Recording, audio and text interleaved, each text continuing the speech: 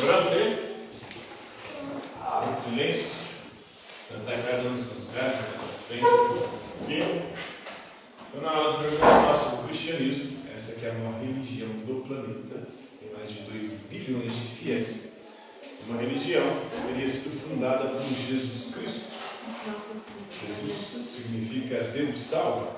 Significa Emmanuel, Deus conosco. Cristo significa Messias, ungido, aquele que foi ungido por Deus. Para os cristãos, Jesus Cristo seria o próprio Filho de Deus, encarnado, que veio até o mundo para se sacrificar e assim nos libertar dos nossos pecados, concedendo-nos a salvação e a vida eterna. Então, o cristianismo tem um livro sagrado, que é a Bíblia. A Bíblia vem do grego, que quer dizer livros. Então, a Bíblia é um conjunto de livros. A Bíblia católica são 73 livros. A Bíblia protestante são 66 livros. Há uma divergência entre católicos e protestantes em relação ao Antigo Testamento.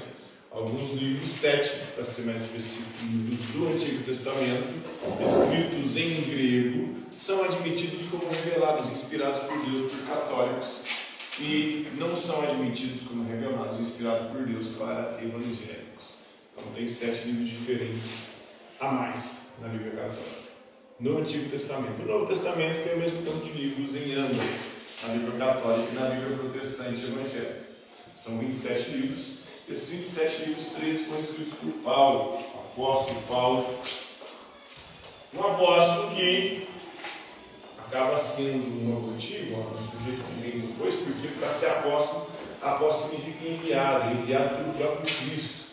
Jesus enviou 12 apóstolos. Um deles o traiu, que foi o Judas, e segundo a tradição teria suicidado. Depois os apóstolos foram eleger um outro. E o requisito para ser apóstolo, você tinha que ter conhecido Jesus pessoalmente, ter andado com ele no tempo em que ele esteve na terra. E Paulo não andou com Jesus. Paulo, na verdade, era um perseguidor de cristãos da igreja nascente, no início do cristianismo. Ele mandava prender e matar cristãos. Inclusive, ele participa do martírio de Estevão, diácono Estevão, lá nos Atos dos Apóstolos. Depois, a caminho de Damasco, ele está indo para Damasco para perseguir, para prender, para matar cristãos. No caminho, a cavalo, ele acaba vendo uma luz, essa luz o cega e ele cai do cavalo. E a luz pergunta para ele: Saulo, Saulo, por que me persegues? Saulo significa... na verdade, Saulo era um nome antigo de Paulo e ele acabou, depois que virou cristão, mudando o nome para Paulo, que significa pequeno. E ele se menor de todos os mundo da época, principalmente no contexto do Império Romano. Atuou de forma missionária uns 20 anos, até os anos 60, entre 60 e 70, ele teria sofrido um martírio em Roma, segundo a tradição. E Paulo escreveu uma carta aos Colossenses, onde ele vai falar sobre o corpo de Cristo. Ele vai dizer que a igreja é o corpo de Cristo. Cristo é a cabeça da igreja e cada um de nós somos os membros desse corpo, cada um tendo uma função importante no corpo. Cada um é membro da igreja.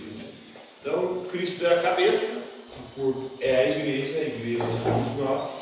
Cada um de nós representamos um membro e temos uma função específica dentro dessa igreja, segundo o cristianismo. Então, o corpo de Cristo aí se tornou uma metáfora da igreja cristã.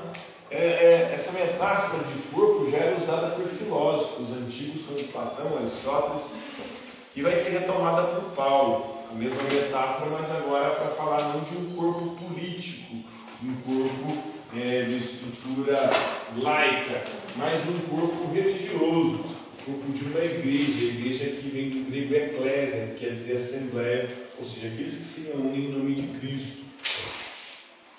Essa carta aos Colossenses provavelmente ela foi escrita no ano de 54 depois de Cristo.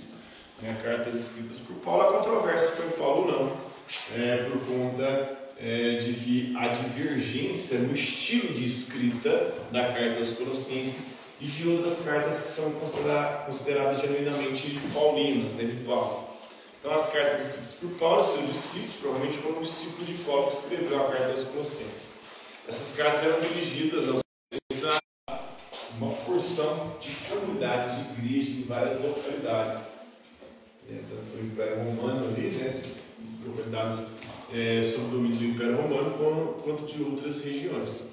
Então Paulo, apóstolo de Cristo, enviado, mas enviado posterior, Jesus teria aparecido para ele no caminho de Damasco. Ele escreve aí a várias igrejas, como a igreja de Corinto, né, as igrejas da Ásia Menor, entre elas aos Colossenses, né, de Colossos.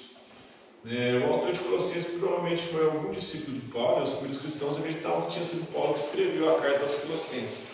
Mas estudiosos modernos mostram que o estilo é diferente do que era o estilo de Paulo, da escrita paulina. Então, provavelmente foi algum discípulo de Paulo que escreveu a carta aos Colossenses. Então, alguns estudiosos modernos.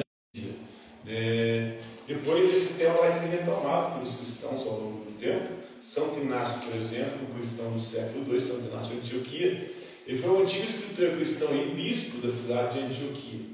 Ele foi o primeiro a usar o termo igreja católica. Católica significa, a palavra original do latim significa universal. Ou seja, a igreja cristã, ela é universal. Essa igreja cristã, nos primórdios, ela tinha sede em Roma, que era a capital do mundo de então. E para onde teria ido Pedro, o primeiro líder da igreja cristã, considerado o primeiro papa pelos católicos. E nós temos a igreja católica. Hoje o Papa Francisco é do 166º Papa, de Pedro até Francisco, do 166º chefe da Igreja Católica atualmente.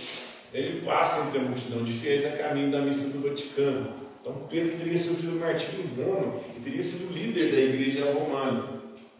Há controvérsia sobre se isso é um fato histórico ou não, mas a tradição católica acredita que sim, que inclusive Pedro foi crucificado de cabeça para baixo, lá em Roma, enquanto liderava a igreja de Roma. Então, disseram para ele que ele seria crucificado assim como Jesus, e ele falou: eu não sou digno de morrer como meu Senhor. Me mate de outra forma, eles foram crucificar ele de cabeça para baixo. Eu não ser crucificado do mesmo jeito que Jesus. Então, seguindo a verdade em amor, ingressamos em tudo naquele que é a cabeça de Cristo. Cristo é a cabeça da igreja. Os fiéis cristãos são os membros desse corpo, que é a igreja, né? Então, houve uma evolução dessa ideia. Essa ideia começa com uma ideia política em Platão, Aristóteles. Paulo era um cidadão romano, helenizado, conhecia o grego, conhecia o latim, e conhecia as escrituras, porque ele era fariseu também. Conhecia as escrituras, continuar sendo utilizada pela igreja, depois pela igreja católica, atualmente também pelas igrejas protestantes. Né? Esse conceito de igreja vem do grego, eclésia. Eclésia significa assembleia, aqueles que se reúnem em nome ou em torno de um ideal. E a igreja é isso, é a assembleia dos fiéis, daqueles que acreditam que Jesus Cristo é o Senhor e Salvador da humanidade. Então, esse aí o conceito do corpo de Cristo, escrito ali na carta aos Colossenses, uma carta que provavelmente foi escrita por algum discípulo do apóstolo Paulo. Compreenderam? Alguma dúvida?